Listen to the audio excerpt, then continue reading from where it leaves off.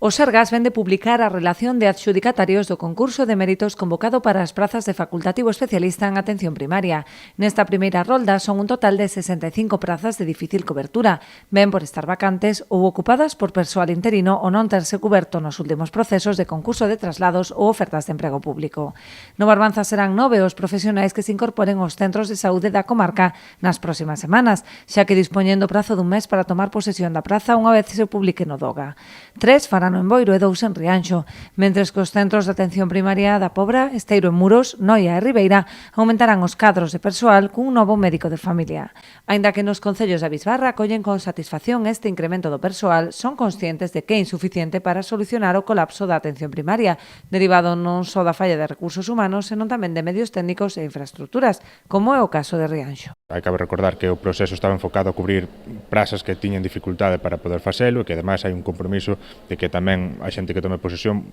vai a botar un tempo nos seus destinos. Por tanto, efectivamente estamos satisfeitos, axudará a paliar a presión asistencial que a día de hoxe sufre o noso centro de saúde, pero tamén temos que insistir en que hai outras demandas que durante todo este tempo se ven impoñendo encima da mesa e que cabe tamén non só recordar, senón que tamén exixirlle a quen compete que as teña en conta, non? No caso de Ribeira queda aínda unha praza por cubrir, que xunto coas outras 6 que quedaron vacantes en toda Galicia, volverán ser ofertadas aos aspirantes que non obtiveran praza en primeira quenda. O Sergas busca, mediante este concurso que non require exame, dar resposta ao importante déficit de persoal en atención primaria.